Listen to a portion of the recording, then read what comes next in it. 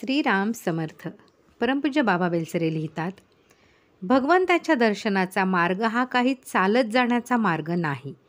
भगवंताची भेट व्हावी या शुभेच्छेमध्ये तो आरंभ पावतो आणि त्याच्याशी समरस होण्यात तो विराम पावतो. मुख्य अडचण आहे ती भगवंताच्या विस्मृतीची. भगवंताच्या स्वरूपाचे अज्ञान हे त्याचे मुख्य कारण आहे. विस्मृती नाहीशी करण्यास त्याची स्मृती ठेवणे हाच रामबाण उपाय असला पाहिजे. विस्मृती 2 रूपे घेते. एक स्वरूपाची विस्मृती आणि दुसरी त्याच्या अस्तित्वाची विस्मृती. भगवंताच्या अस्तित्वाची स्मृती स्थिर करण्यास नामासारखा उपाय नाही. अन्नमय आणि प्राणमय कोशामध्ये वस्तूचे अथवा व्यक्तीचे स्मरण ठेवण्यास तिचे नाम पुन्हा पुन्हा आठवणे अतिशय उपयोगी पडते. म्हणून ज्या वैखरी वाणीने आपण दृश्याशी व्यवहार करतो त्या वाणीने सारखे नाम घेणे हा भगवंताची विस्मृती नाहीशी करण्याचा प्रथम उपाय आहे. प्राणमय कोशापर्यंत नाम चालले की ते श्वासाबरोबर चालते. श्वासावर नाम घेण्याचा अभ्यास केला तर नाम सतत श्वासावर चालेल, किंवा वैखरीने खूप नाम घेतले तर ते आपोआप श्वासात बसेल. पण देहाच्या व प्राणाच्या क्रिया यांत्रिक बनण्याचा संभव असतो. म्हणून देहाने व प्राणाने नाम घेत जाऊन भगवंताच्या अस्तित्वाची जाणीव सतत टिकेल अशी खात्री नाही. त्यासाठी नाम मनोमय कोशात शिरणे आवश्यक असते. पूर्वसंस्कार, स्मृती, कल्पना, भावना, विकार व अवधान मिळून मनोमय कोश बनतो.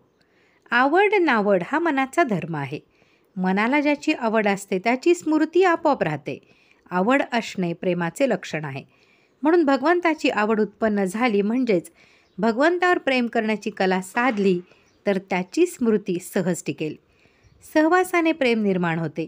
म्हणून नामाला सगुणोपासनेची जोड दिली तर नाम चालू असता भगवंताची स्मृती टिकण्यास अडचण पडणार नाही. भक्ती म्हणजे काही दृश्य कर्म नाही, देहाचा प्रयत्न नाही. भक्तीमध्ये बाहेर धावणारे मन परतवून भगवंताला सन्मुख करायचे असते.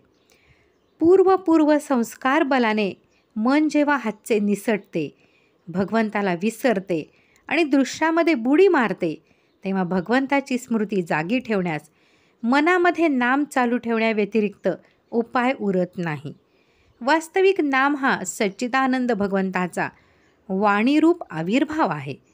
माणूस नामाला चिकटला तर त्याचे मन क्रमाक्रमाने नामाचा आकार धारण करील. मग त्यामध्ये भगवंताच्या रूपाचा आविर्भाव आपोआप घडेल. भगवंताच्या नामाने व रूपाने व्यापलेल्या मनात भक्तिरस निर्माण होतो. हा रस दास्य, सख्य, वात्सल्य अथवा मधुर भावाचे रूपाने प्रकटतो. भक्ताचा अहम क्षीण होतो. मग नाम निर्विशेष बनून विज्ञानमय कोशात शिरते. तिथे अनाहत नामाचा साक्षात्कार होतो. हे खरे नामस्मरण. श्रीमद दासबोध प्रवचन पारिजात, दशक 4, समास 3, नामस्मरण भक्ती. परमपूज्य बाबा बेलसरे. श्रीराम जय राम जय जय राम.